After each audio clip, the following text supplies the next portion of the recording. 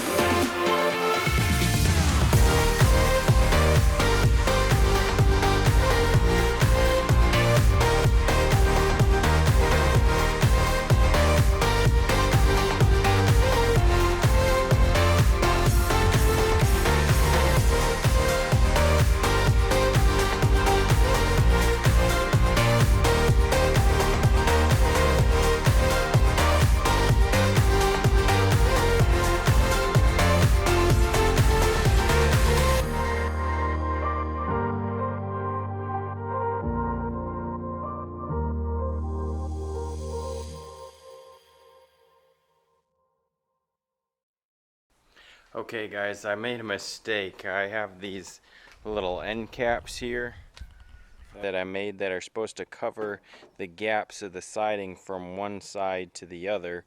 On the first one I made, I got a little optimistic with how much material I would need for that and used less than I needed. The corner that I used as a model, this covered it fine, but the other three corners have varying gaps of the siding, and this wasn't enough. So I had to step up the end cap size to quite a bit bigger.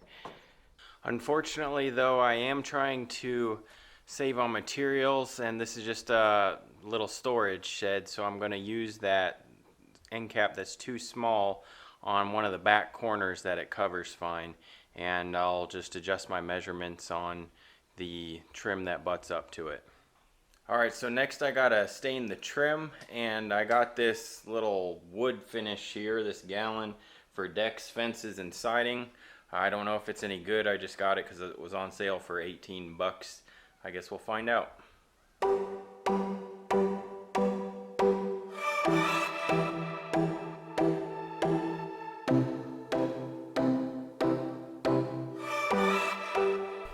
Alright guys, overnight I got 2 layers of stain and UV protectant on the trim, so that's ready to go up. So let's get that up now.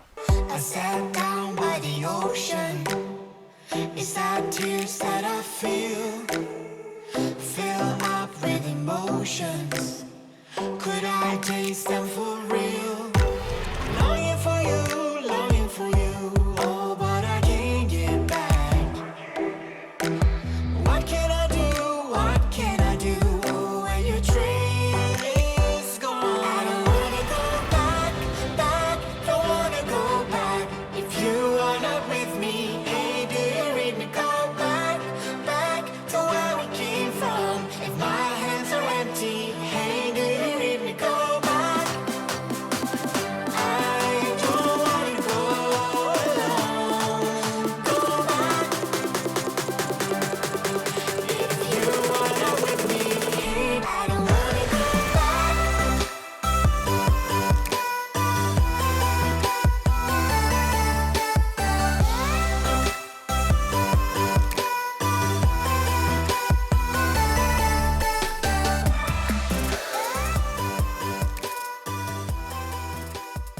So we're on the last bit of episode 2. Gonna be finishing up the shed today. We got the door on and all the siding. What I'm gonna be doing is putting in some slight insulation, some great stuff to keep it from leaking too much, and gonna put on a door lock and a door handle right here, and then we'll be pretty much done. So let's get to it. Okay guys, I tried to show the installation of this latch. I wanted to show the proper installation of one of these, but for some reason my other camera, I think, malfunctioned and didn't record. I've seen this installed incorrectly on a recent viral video, and I just want to go over this. The proper way to install one of these latches is so that the screws are covered up by the latch itself. One of the viral videos I saw had this on the outside, and it was all about security and everything, but if you have it latched there, they can just come along with screwdrivers and unscrew this, and they don't even need to bust through it. Now this latch is a little bit flimsy for my purposes. I'm probably going to be beefing it up, but just make sure your screws are covered. Also, the screws that come with the kit are these short little things that aren't even, I mean, they're not going to hold it on if somebody even pulls on it, let alone uses a crowbar. So anchor them with some deck screws or some good wood screws, especially if you got a full stud to anchor them into. But then you can cover them up like this so people can't just unscrew them.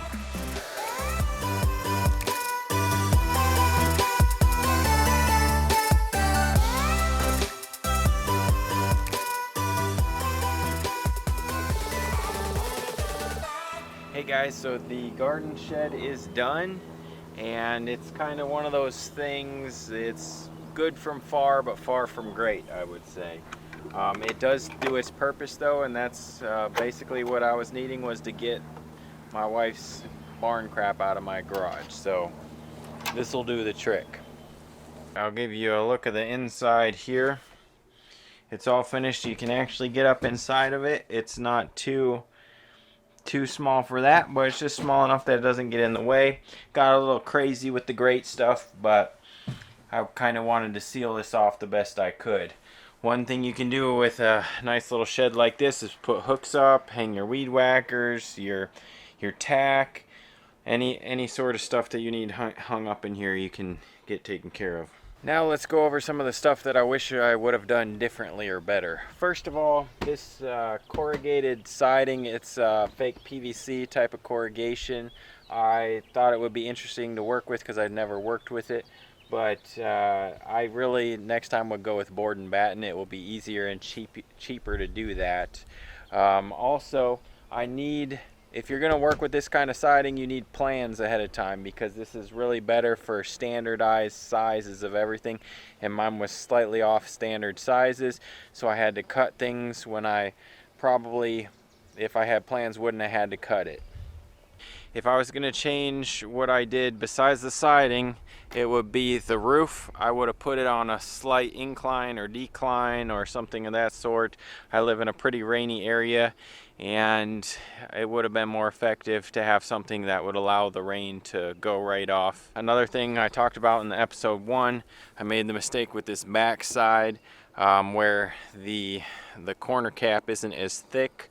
I decided to use it anyways because I'm not trying to waste here, but you can see I got some gaps and some extra screws showing, and eventually I'm probably gonna fix that there. Another thing I would have done differently when I put on this is basically fence post wood right here. When I put it on, it was wet or green, and since it's been on there, it's dried out and left gaps that are bigger than I would have preferred to have. I should have let that dry before I put it on, and I wouldn't have ended up with those gaps. Also, instead of measuring 24 on center from the end posts, I measured it just from that side. So I went 24 on center, 24 on center, 24 on center, and then whatever was left over. I should have measured out 24 on center from the sides the way this front side is done. That way when I put up these roof braces, they can be straight up and down like this and give it a little more rigidity. Because that one wasn't 24 on center from the side, I had to put it sideways, and eventually that's going to sag. I wasn't able to find the handle that I bought for this, so I just went with the latch for now. You can open it and close it perfectly fine with the latch. One thing I did do that I like on this thing isn't that heavy, so I put on some handles on the bottom there so that I can move it if I need to. Got one on that side, and then I have one over on this side as well.